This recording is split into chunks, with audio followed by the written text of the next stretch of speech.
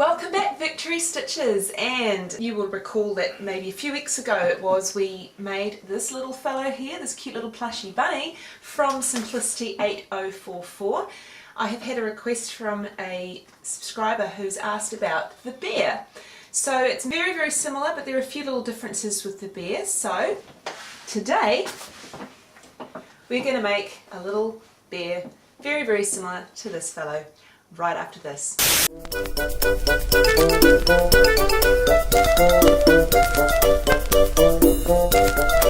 Just like with the rabbit, we've got two pieces. We've got the front and the back.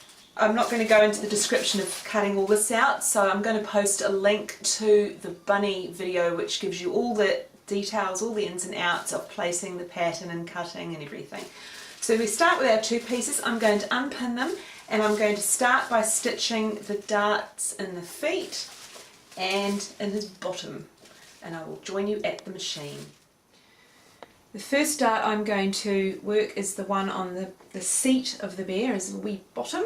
So right sides together and starting at the end of the dart and working towards the point.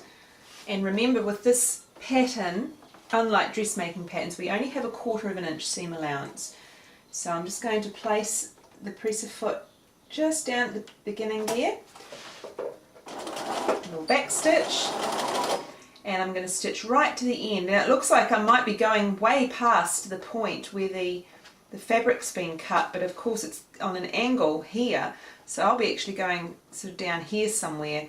So it's going to look like I'm going miles past it, but that was just all part of the shape, and I'll show you when it's done.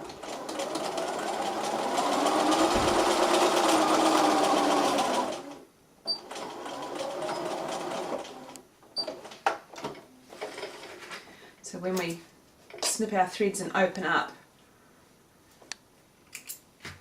you'll see the nice clean dart, which will give him a rounded shape to his bottom. And I'm just going to do the same on his foot. So I'm folding that right sides together, making sure those raw edges meet, starting at the end of the dart and working towards the point.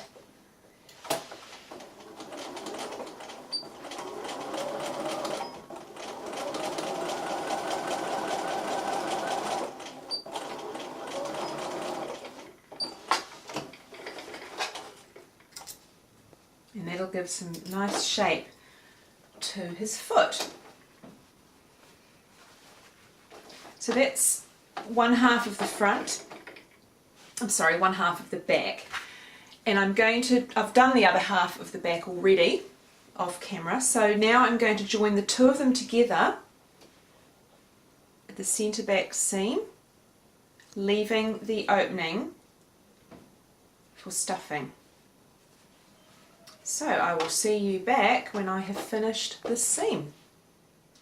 Right, these are my two front pieces. I have done the same darts as I did on the back, and I have also popped in some little eyes for the bear so you can see where he's going. One on each piece, left and right.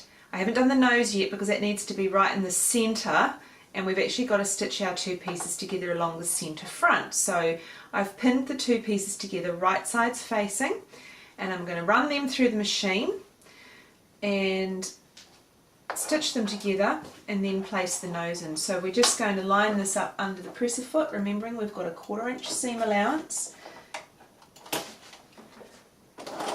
Start and finish with a little back stitch. Now this is just the same steps we're following as we did with the rabbit in the other video. I'm just going to follow the lines down. So there are times when we're going to curve around gently and other times where we actually have to turn a corner and pivot. So I'll take you through that again. We're just going fairly slowly at whatever speed is comfortable for you.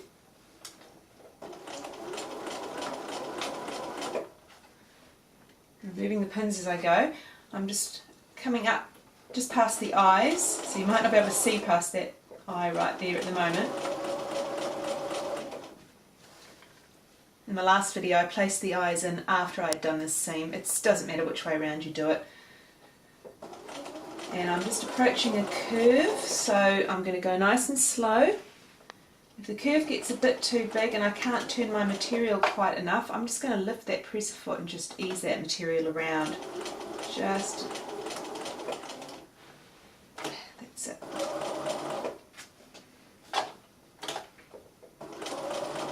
Slow and steady wins the race. And I'm just going to be approaching an actual corner. This is where the neck is. It's a definite angle, it's not a curve. So I'm going to stitch down until I get to that, needle down, and actually lift the presser foot and put it right around so I get a nice clean angle. And I'm just going to carry on. The rest is just a fairly gentle curve, so that's straightforward enough just to keep going. The tighter curves are where you need to stop and just move that foot a little bit. For the gentle curves, they're pretty straightforward.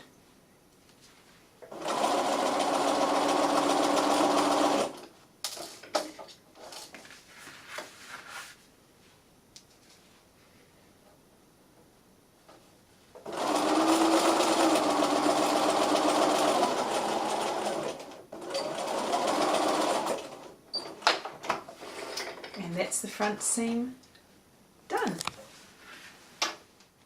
Remember, wherever we've got curves and angles, especially inwards ones, we need to clip close right up to the stitching without going over the stitching and breaking it, to give us wiggle room when we turn it round the right way. So I'm also going to just do a little bit of clipping around the outside curve up here of the some of these areas, just to make it a little easier.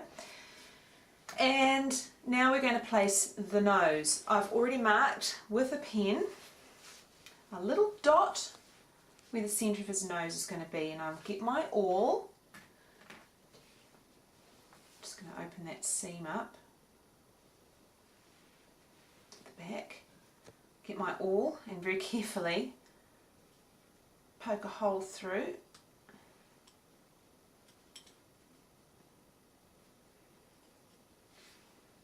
That hole is not quite large enough for the shank of the nose to go through, so I'm going to have to just enhance it a little bit by snipping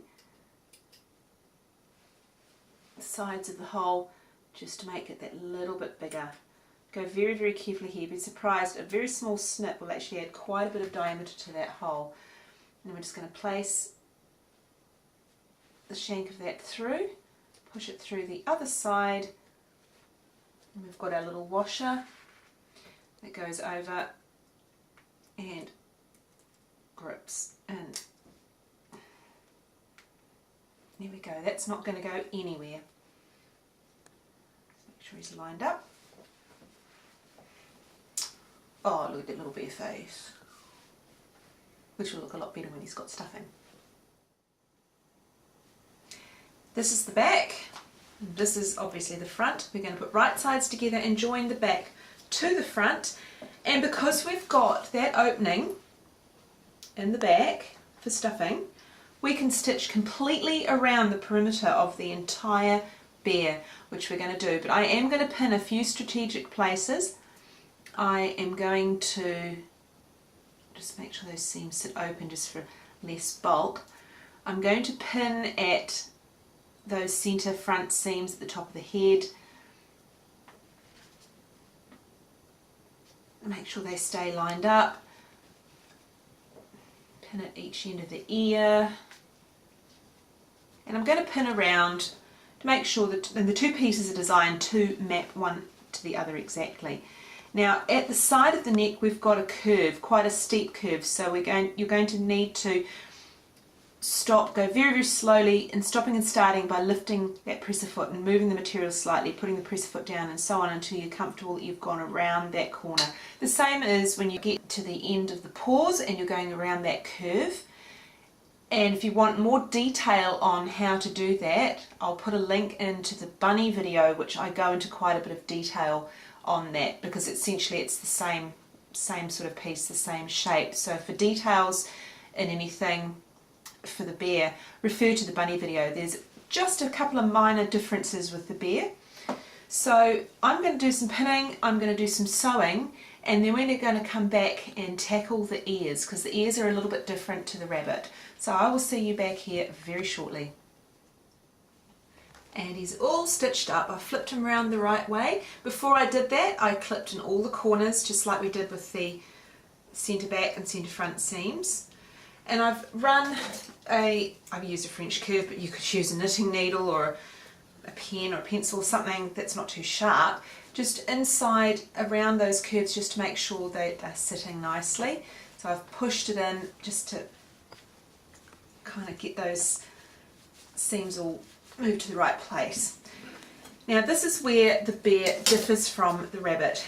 With the rabbit, we just stitched from point A to point B, following sort of a gentle curve of his head. We are going to do that with the bear, but before we do that, we are going to put a little wee bit of stuffing in his ears, just a tad, just to give it a little bit of dimension. So I've just got my polyester stuffing here, and we really aren't going to use much more than this. I'm just going to insert that through that gap in the back, place that inside the ear fairly evenly so he doesn't end up with a lump at one side and nothing on the other. Just manoeuvring it around with my fingers. And I'm going to do the same with the other ear, it's just a small bit. And it's very loosely stuffed. Unlike when we stuff the rest of him, we do quite firmly so that he doesn't collapse. We're just going to do just a light layer. And then we're going to stitch from this corner at the top of his ear, where it meets the top of his head, to the lower corner of the ear where it meets the side of his head. And I'm going to eyeball it, and I'm just going to stitch slightly curved line. You can do a straight line if you like. I'm just going to sort of kind of follow the general contours of his head. So under the needle. That will actually serve to hold the stuffing in place, the stuffing in the ear, and keep it completely separate from the rest of him. So just a wee back stitch. Now if you don't feel comfortable eyeballing it, you can use a piece of chalk or an erasable pen, and you can draw the line on and stitch over the top.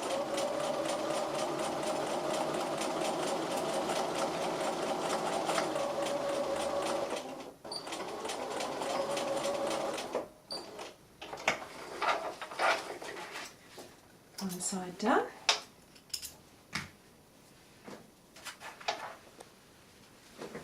And repeat for the other side.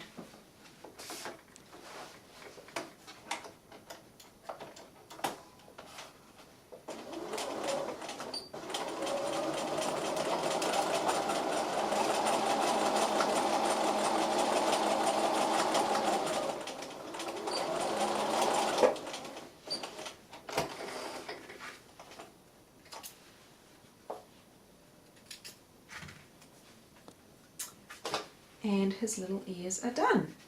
So now that all that remains is to stuff the bear nice and firmly with our polyester filler. So I start at the top and I just keep working down. When I've gotten to the neck, I go and stuff those arms nice and firm, leaving a thinner layer in where his arms hinge to his body, so he's got a bit of movement. Stuffing him down, and then I go into the legs. Make sure you fill out. Remember, we've got a 3D foot now because of that dart that we did. So make sure you fill that out. That gives his foot some nice dimension. And just stuff, stuff, stuff. Again, that little hinge, make it a bit thinner there so we've got a bit of room for him to move those limbs. Stuff him all the way down to the bottom until he's packed, ready to stitch up.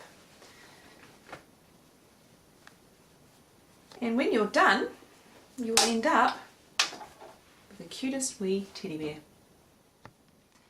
Once you've stuffed your rabbit, and if you are wanting some detail exactly on how to do so, follow the step-by-step procedures in the rabbit video, which I will place a link for you to follow to go back to.